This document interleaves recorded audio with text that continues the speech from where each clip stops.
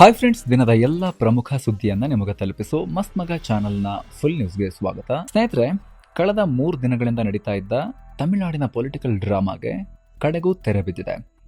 ಕೊಡ್ತೀವಿ ಕೊಡಲ್ಲ ಅಂತ ಹೇಳ್ತಾನೆ ತಮಿಳುನಾಡಿನ ಸಣ್ಣ ಪುಟ್ಟ ಪಕ್ಷಗಳು ವಿಜಯರಿಗೆ ಸಪೋರ್ಟ್ ಮಾಡಿವೆ.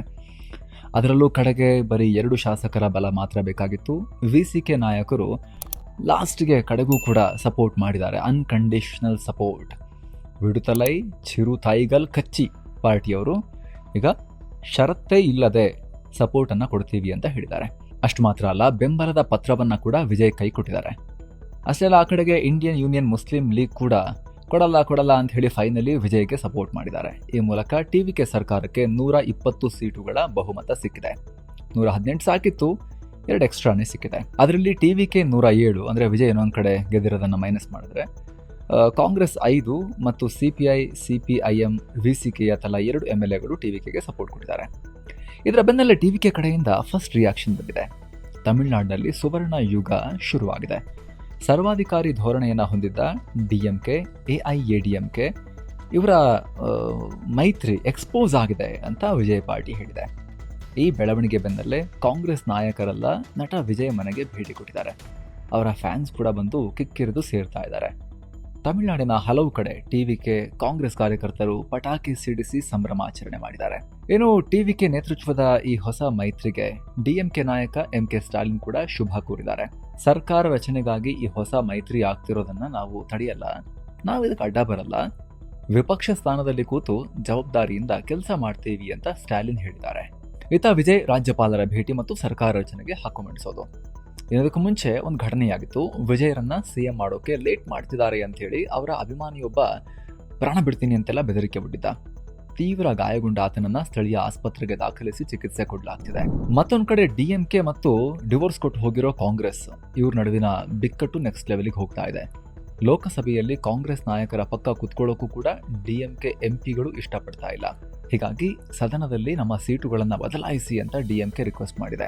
ಲೋಕಸಭಾ ಸ್ಪೀಕರ್ ಓಂ ಬಿರ್ಲಾಗೆ ಡಿಎಂಕೆ ಸಂಸದೆ ಕನಿಮೋಳಿ ಪತ್ರವನ್ನು ಬರೆದಿದ್ದಾರೆ. ಕಾಂಗ್ರೆಸ್ ಜೊತೆಗಿನ ನಮ್ಮ ಮೈತ್ರಿ ಈಗ ಅಂತ್ಯವಾಗಿದೆ, ಹೀಗಾಗಿ ಅವರ ಪಕ್ಕ ಕೂರೋಕೆ ನಮ್ಗೆ ಆಗಲ್ಲ, ಇಷ್ಟ ಇಲ್ಲ ಅಂತ ಹೇಳಿದ್ದಾರೆ. ಇನ್ನು ಪಶ್ಚಿಮ ಬಂಗಾಳದಲ್ಲಿ ಇದೇ ಮೊದಲ ಬಾರಿಗೆ ಬಿಜೆಪಿ ಸರ್ಕಾರ ರಚನೆಯಾಗಿದೆ. ಬಂಗಾಳದ ಮೊತ್ತ ಬಿಜೆಪಿ ಸಿಎಂ ಆಗಿ ಸುವೇಂದು ಅಧಿಕಾರಿ ಅಧಿಕಾರವನ್ನು ಸ್ವೀಕರಿಸಿದ್ದಾರೆ. ಪಶ್ಚಿಮ ಬಂಗಾಳ ರಾಜ್ಯಪಾಲ RN ರವಿ ಸುವೇಂದು ಅವರಿಗೆ ಪ್ರಮಾಣ ವಚನ ಬೋಧಿಸಿದ್ರು. ನೊಬೆಲ್ ಪುರಸ್ಕೃತ ರವೀಂದ್ರನಾಥ್ ಟ್ಯಾಗೋರ್ ಅವರ ಜನ್ಮದಿನದ ಹಿನ್ನೆಲೆಯಲ್ಲಿ ಮೇ 9ನೇ ತಾರೀಕಿಗೆ ಬಿಜೆಪಿ ಪ್ರೋಗ್ರಾಂ ಇಟ್ಕೊಂಡಿತ್ತು. ಈ ವೇಳೆ ಟ್ಯಾಗೋರ್ ಭಾವಚಿತ್ರಕ್ಕೂ ಪುಷ್ಪ ನಮನವನ್ನ ಸಲ್ಲಿಸಲಾಯಿತು. ಇನ್ನು PM ಮೋದಿ, ಅಮಿತ್ ಶಾ, JP ನಡ್ಡಾ, ರಾಜನಾಥ್ ಸಿಂಗ್ ಸೇರಿ ಕೇಂದ್ರದ ಪ್ರಮುಖ ಸಚಿವರು, ಬಿಜೆಪಿಯ ಹಿರಿಯ ನಾಯಕರು ಇದರಲ್ಲಿ ಪಾಲ್ಗೊಂಡಿದ್ರು. ಇದೇ ವೇಳೆ ಸುವೇಂದು ಕ್ಯಾಬಿನೆಟ್ನಲ್ಲಿ 5 ಮಂತ್ರಿಗಳಾಗಿ ಪ್ರಮಾಣ ವಚನವನ್ನ ಸ್ವೀಕರಿಸಿದ್ದಾರೆ. ದಿಲೀಪ್ ಘೋಷ್, ಅಗ್ನಿಮಿತ್ರ ಪಾಲ್, ಅಶೋಕ್ ಕಿರ್ತಾನಿಯಾ, ಕ್ಷುದಿರಾಮ್ ತುಡು ಮತ್ತು ನಿಸಿತ್ ಪ್ರಾಮಾಣಿಕ್ ಸಚಿವರಾಗಿದ್ದಾರೆ. ಏನೋ ಈ ಕಾರ್ಯಕ್ರಮದಲ್ಲಿ PM ಮೋದಿ ಹಿರಿಯರೊಬ್ಬರ ಕಾಲಿಗೆ ಬಿದ್ದು ಆಶೀರ್ವಾದ ಪಡೆದಿರೋದು ಎಲ್ಲರ ಗಮನ ಸೆಳೆದಿದೆ. ವೇದಿಕೆ ಮೇಲಿದ್ದ ಬಿಜೆಪಿಯ ಹಿರಿಯ ಕಾರ್ಯಕರ್ತ 98 ವರ್ಷದ ಮಾಖನ್ ಲಾಲ್ ಸರ್ಕಾರ್ ಅವರನ್ನ ಮೋದಿ ಅಪ್ಪಿಕೊಂಡ್ರು. ಹಾಗೆ ಅವರ ಚರಣ ಸ್ಪರ್ಶಿಸಿ ಆಶೀರ್ವಾದವನ್ನ ಪಡೆದಿದ್ದಾರೆ. ಈ ಮಾಖನ್ ಲಾಲ್ ರಾಷ್ಟ್ರೀಯವಾದಿ ಹೋರಾಟಗಾರರು. 1953ರಲ್ಲಿ ಕಾಶ್ಮೀರದಲ್ಲಿ ತ್ರಿವರ್ಣ ಧ್ವಜ ಹಾರಿಸುವ ಹೋರಾಟದಲ್ಲಿ ಶ್ಯಾಮಪ್ರಸಾದ್ ಮುಖರ್ಜಿ ಜೊತೆಗಿದ್ದಾಗ ಜೈಲುವಾಸ ಅನುಭವಿಸಿದ್ರು. 1980ರಲ್ಲಿ ಬಿಜೆಪಿ ಸ್ಥಾಪನೆ ಆದಾಗ ಪಶ್ಚಿಮ ಬಂಗಾಳದಲ್ಲಿ ಈ ಪಕ್ಷವನ್ನ ಕಟ್ಟೋಕೆ ತುಂಬಾ ಶ್ರಮ ಹಾಕಿದ್ರು. ಇನ್ನು ಬಂಗಾಳದಲ್ಲಿ ಬಿಜೆಪಿಯನ್ನ ಗೆಲ್ಲಿಸಿದ್ದಕ್ಕೆ ವೇದಿಕೆ ಮೇಲೇನೆ ಜನತೆಗೆ ಮೋದಿ ಮತ್ತೊಮ್ಮೆ ಸಾಷ್ಟಾಂಗ ನಮಸ್ಕಾರ ಅಂತ ಹೇಳಿ ನಮಿಸಿದ್ರು. ಇನ್ನು ಪಶ್ಚಿಮ ಬಂಗಾಳದ ಸಿಎಂ ಆಗಿ ಪ್ರಮಾಣ ವಚನ ಸ್ವೀಕರಿಸಿದ ಸುವೇಂದು ಅಧಿಕಾರಿಗೆ ಬಾಂಗ್ಲಾದ ಮಾಜಿ ಪ್ರಧಾನಿ ಶೇಖ್ ಹಸೀನಾ ಕೂಡ ಅಭಿನಂದನೆ ಸಲ್ಲಿಸಿದ್ದಾರೆ. ಸುವೇಂದು ಅವರ ಜನಪರ ಮತ್ತು ಬಲಿಷ್ಠ ನಾಯಕತ್ವದ ಮೇಲೆ ಬಂಗಾಳದ ಜನತೆ ಇಟ್ಟಿರೋ ನಂಬಿಕೆಗೆ ಈ ಜಯವೇ ಸಾಕ್ಷಿ ಅಂತ ಹಸೀನಾ ಒಂದು ಕಾಮೆಂಟ್ ಹಾಕಿದ್ದಾರೆ. ಮತ್ತೊಂದು ಕಡೆ ಎಲೆಕ್ಷನ್ನಲ್ಲಿ ಸೋತಿರೋ ಮಮತಾ ಬ್ಯಾನರ್ಜಿ ಹೊಸ ಸಮರವನ್ನ ಸಾರಿದ್ದಾರೆ.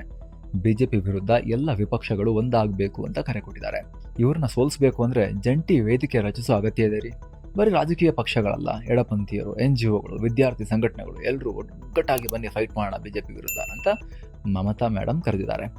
ಇನ್ನು ಸುವೇಂದು ಪ್ರಮಾಣ ವಚನ ಸ್ವೀಕರಿಸಿದ ಬಳಿಕ ಮಮತಾ ದೀದಿ ತಮ್ಮ ಎಕ್ಸ್ ಖಾತೆಯ ಬಯೋ ಚೇಂಜ್ ಮಾಡಿದ್ದಾರೆ. ಏನು ಗೊತ್ತಾ ಟ್ವಿಸ್ಟಲ್ಲಿ, ಅದರಲ್ಲಿ ಮಾಜಿ ಅನ್ನೋ ಬದಲು 15, 16 ಹಾಗೂ 17ನೇ ವಿಧಾನಸಭೆಯ CM ಅಂತ ಬರ್ಕೊಂಡಿದ್ದಾರೆ. ಅಂದರೆ ನಾನು ಮಾಜಿ CM ಅಲ್ಲ ಅನ್ನೋ ಮೆಸೇಜ್ ಪಾಸ್ ಮಾಡೋ ಥರ ಅವ್ರಿಗೆ ಮಾಜಿ ಅಂತ ಹಾಕೊಳ್ಳೋಕೆ ಅವ್ರಿಗೆ ಇಷ್ಟ ಇಲ್ಲ.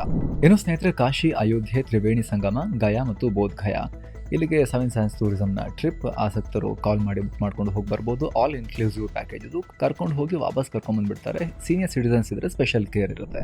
ಇನ್ನು ಒಡಿಶಾ ಕರಾವಳಿಯಲ್ಲಿ ಭಾರತ ಮಾಡಿದ್ದ ಮಿಸೈಲ್ ಟೆಸ್ಟ್ ಎಲ್ಲರನ್ನ ಆಶ್ಚರ್ಯಕ್ಕೆ ಈಡು ಮಾಡಿದೆ.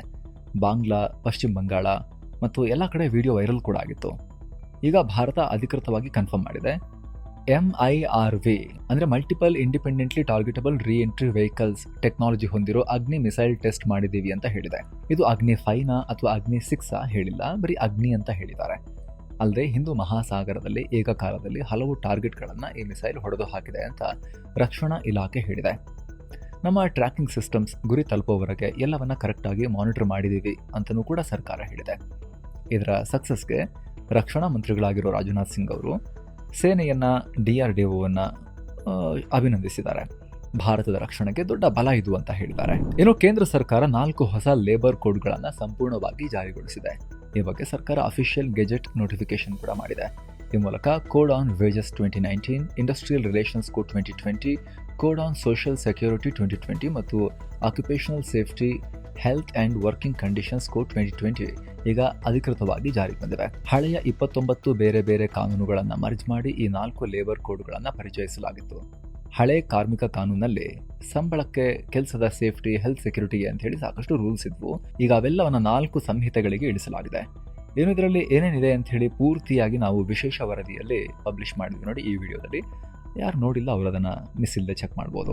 ಇನ್ನು ಭಾನುವಾರ ಅಂದರೆ ಮೇ 10ಕ್ಕೆ PM ಮೋದಿ ಬೆಂಗಳೂರಿಗೆ ಬರ್ತಾ ಇದ್ದಾರೆ. ಕನಕಪುರ ರೋಡ್ನಲ್ಲಿರೋ ಆರ್ಟ್ ಆಫ್ ಲಿವಿಂಗ್ ಸೆಂಟರ್ಗೆ ಭೇಟಿ ಕೊಡ್ತಾ ಇದ್ದಾರೆ. ಆರ್ಟ್ ಆಫ್ ಲಿವಿಂಗ್ಗೆ 45ನೇ ವರ್ಷದ ಸಂಭ್ರಮ. ಸೊ ಆಶ್ರಮದಲ್ಲಿ ನಡೆಯೋ ಪ್ರೋಗ್ರಾಮ್ನಲ್ಲಿ ಮೋದಿ ಪಾಲ್ಗೊಳ್ತಾ ಇದ್ದಾರೆ. ಇನ್ನು PM ಬರ್ತಿರೋದ್ರಿಂದ ಟ್ರಾಫಿಕ್ನಲ್ಲಿ ಚೇಂಜಸ್ ಮಾಡಲಾಗಿದೆ. ಬೆಳಿಗ್ಗೆ 9 ಗಂಟೆಗೆ ಮೋದಿ HAL ಏರ್ಪೋರ್ಟ್ಗೆ ಲ್ಯಾಂಡ್ ಆಗ್ತಾರೆ. ಹೀಗಾಗಿ HAL ಟ್ರಾಫಿಕ್ ಪೊಲೀಸ್ ವ್ಯಾಪ್ತಿಯ ಪ್ರಮುಖ ರಸ್ತೆಗಳಲ್ಲಿ ವಾಹನ ಸಂಚಾರಕ್ಕೆ ತಾತ್ಕಾಲಿಕವಾಗಿ ನಿರ್ಬಂಧ ಇದೆ. ಇನ್ನು ರಾಜ್ಯ ಸರ್ಕಾರ ಮದ್ಯದ ಮೇಲೆ ಹೊಸ ಅಬಕಾರಿ ತೆರಿಗೆ ನೀತಿಯನ್ನು ಪ್ರಕಟಿಸಿದೆ. ಇದರೊಂದಿಗೆ 60 ವರ್ಷಗಳಿಂದ ಚಾಲ್ತಿಯಲ್ಲಿದ್ದ ಬಲ್ಕ್ ಲೀಟರ್ ಆಧಾರಿತ ತೆರಿಗೆ ವ್ಯವಸ್ಥೆಯನ್ನು ಅಂತ್ಯ ಮಾಡಲಾಗಿದೆ. ಇನ್ನು ಮುಂದೆ ಮದ್ಯದಲ್ಲಿರೋ ಆಲ್ಕೋಹಾಲ್ ಪ್ರಮಾಣಕ್ಕೆ ಅನುಗುಣವಾಗಿ ತೆರಿಗೆ ಇರುತ್ತೆ. ಈ ಹೊಸ ವ್ಯವಸ್ಥೆ ಜಾರಿಗೆ ತರ್ತಿರೋ ದೇಶದ ಮೊದಲ ರಾಜ್ಯ ಅನ್ನೋ ಹೆಗ್ಗಳಿಕೆಗೆ ಕರ್ನಾಟಕ ಪಾತ್ರವಾಗಿದೆ. ಹೊಸ ನೀತಿಯಿಂದಾಗಿ ಪ್ರಸ್ತುತ ಇರೋ 16 ಅಬಕಾರಿ ಸ್ಲ್ಯಾಬ್ಗಳನ್ನು ಕೇವಲ 8 ಸ್ಲ್ಯಾಬ್ಗಳಿಗೆ ಲಿಮಿಟ್ ಮಾಡಲಾಗಿದೆ. ಮೇ 11ರಿಂದ ಅಧಿಕೃತವಾಗಿದ್ದು ಜಾರಿಗೆ ಬರ್ತಾ ಇದೆ. ಇನ್ನು CM ಸಿದ್ದರಾಮಯ್ಯ ಇಂಟ್ರೆಸ್ಟಿಂಗ್ ಹೇಳಿಕೆ ಕೊಟ್ಟಿದ್ದಾರೆ. ಮದ್ಯಪಾನ ಮಾಡೋಕ್ಕೆ ಏನು ಅವ್ರಿಗೆ ವಿರೋಧ ಇಲ್ವಂತೆ, ಆದರೆ ಚಟ ಆಗಬಾರ್ದಂತೆ, ಆ ರೀತಿ ಹೇಳಿಕೆ ಕೊಟ್ಟಿದ್ದಾರೆ. ಹೆಚ್ಚಿನ ಜನ ಮಾಡ್ತಾರ್ರಿ, ಇವತ್ತು ದೇವರುಗಳು ಕೂಡ ಕುಡಿದಿದ್ದಾರೆ ಮದ್ಯನ, ನನ್ನ ಸಂಪುಟದ ಸಚಿವರು ಕೂಡ ಕುಡಿತಾರೆ ಅಂತ CM ಹೇಳಿಕೆ ಕೊಟ್ಟಿದ್ದಾರೆ. ನಾನು ಕುಡಿತೀನಿ ಅಂತ ಒಂದು ಹೇಳಲಿಲ್ಲ ಇವರು. ಬೆಂಗಳೂರಿನ ಈವೆಂಟ್ ಒಂದರಲ್ಲಿ ಈ ರೀತಿ ಮಾತನಾಡಿದ್ದಾರೆ. ಇನ್ನು ಶೃಂಗೇರಿ ಪೋಸ್ಟಲ್ ಬ್ಯಾಲೆಟ್ ವಿವಾದದಲ್ಲಿ ಹೊಸ ಬೆಳವಣಿಗೆಯಾಗಿದೆ. ಶೃಂಗೇರಿ ಬಿಜೆಪಿ ಶಾಸಕ DN ಜೀವರಾಜ್ ಮೇಲಿನ FIRಗೆ ಹೈಕೋರ್ಟ್ ತಡೆ ಕೊಟ್ಟಿದೆ. ಈಗ ರೀಕೌಂಟಿಂಗ್ನಲ್ಲಿ ಮೋಸ ಮಾಡಿದ್ದಾರೆ ಅಂತ ಹೇಳಿ ಕಾಂಗ್ರೆಸ್ನವರು, ರಾಜಗೌಡರು ಆ್ಯಂಡ್ ಅವರ ಕಡೆಯವರು ಕಂಪ್ಲೇಂಟ್ ಕೊಟ್ಟಿದ್ರು. FIR ಆಗಿತ್ತು. ಇನ್ನು ಮಾಜಿ CM BS ಯಡಿಯೂರಪ್ಪನವರ ರಾಜಕೀಯ ಪಯಣಕ್ಕೆ 50 ವರ್ಷ ತುಂಬಿದೆ. ಈ ಹಿನ್ನೆಲೆಯಲ್ಲಿ ಚಿತ್ರದುರ್ಗದಲ್ಲಿ BSY ಅಭಿಮಾನೋತ್ಸವ ಕಾರ್ಯಕ್ರಮ ಇಟ್ಕೊಳ್ಳಲಾಗಿತ್ತು. ಕೇಂದ್ರ ಗೃಹ ಮಂತ್ರಿ ಅಮಿತ್ ಶಾ ಕೂಡ ಪಾಲ್ಗೊಂಡಿದ್ರು. ಈ ವೇಳೆ ಅಮಿತ್ ಶಾ ಇಡೀ ದಕ್ಷಿಣ ಭಾರತದಲ್ಲಿ BS ಯಡಿಯೂರಪ್ಪನವರ ತರ ಯಾರು ಲೀಡರೇ ಇಲ್ಲ ಅಂತ ಹೇಳಿದ್ದಾರೆ. PM ನರೇಂದ್ರ ಮೋದಿ ಅವರು ಕೂಡ ಸಂದೇಶವನ್ನು ಕಳಿಸಿದ್ರು. ಯಡಿಯೂರಪ್ಪನವರ ರಾಜಕೀಯ ಸಾಧನೆ ಬಗ್ಗೆ ಮೋದಿ ಮೆಚ್ಚುಗೆ ವ್ಯಕ್ತಪಡಿಸಿದ್ದಾರೆ. ಇನ್ನು ಕರ್ನಾಟಕದ 11 ಜಿಲ್ಲೆಗಳಲ್ಲಿ ಬೆಂಬಲ ಬೆಲೆ ಕೊಟ್ಟು ಸೂರ್ಯಕಾಂತಿ ಖರೀದಿ ಮಾಡೋಕೆ ಸರ್ಕಾರ ಆದೇಶ ಹೊರಡಿಸಿದೆ.